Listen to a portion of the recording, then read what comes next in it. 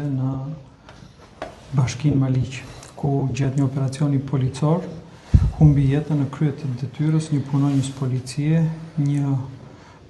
policie i dalluar, shëmbullor dhe mbeti i plagosur, po gjithashtu një punonjës policie nga sulmi me armë i një personi në kërkim me rrezikshmëri shoqërore. Jam këtu për të ndarë dhimbjen me familjarët e punonjësit shëmbullor Enea Mekolli,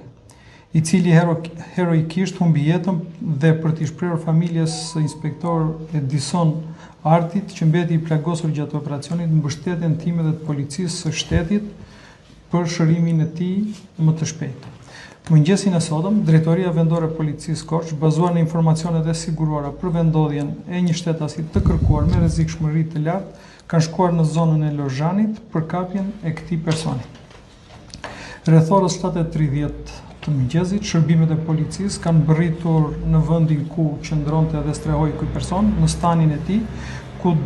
ky person, Vilodan Braçellari, 43 vjeç, i dënuar në vitin 2017 me 9 vjet, 11 muaj e 7 ditë burgim nga gjykata e Korçës për veprën penale prodhimi e shitja narkotikëve,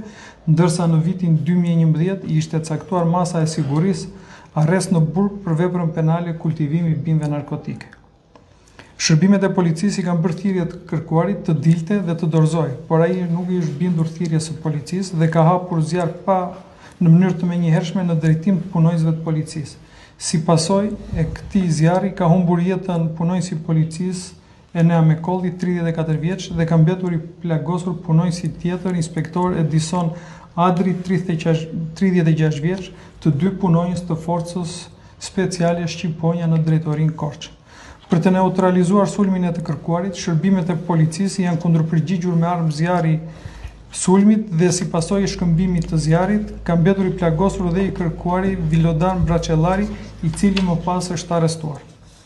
Për kapjen e shtetasit Vilodan Braçellari, gjatë viteve të fundit ishin organizuar disa operacione policie nga Drejtoria Vendore e Policisë Korç me përfshirjen dhe të forcave speciale, por nuk ishte mundur realizimi i kapjes së tij. Në lidhje me këtë ngjarje shumë të rëndë, kam urdhëruar Drejtorinë e Standardeve Profesionale në Drejtorinë e Përgjithshme për të nisur një hetim mbi zbatimin e procedurave standarde për punën që është kryer për kapjen e këtij shtetasi në kërkim, dhe pse Drejtoria Vendore e Policisë Korç nuk ka kërkuar ndihmë nga forcat speciale si Renea, ashtu dhe forcat kombëtare të sigurisë.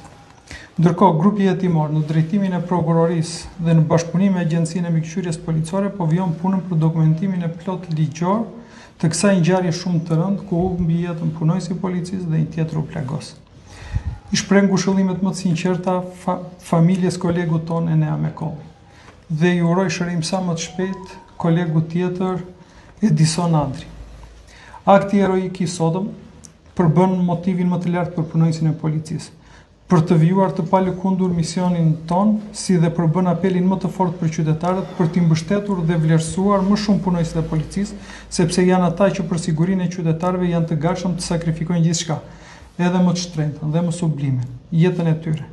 Ndërsa ata që guxojnë të sulmojnë punonjësit e policisë, mesazhi vetëm është përgjigja e merituar sipas ligjit. I garantoj qytetarët se asnjë ngjarje sado e rënde me pasoja, qoftë dhe për jetën e pjesëtarëve në radhët tona, nuk do ta përkull kurrë uniformën e policisë së shtetit. Gjaku i Eneas, gjaku i dëshmorëve të policisë nuk do të harrohet kurrë. Ju faleminderit edhe nëse keni pyetje.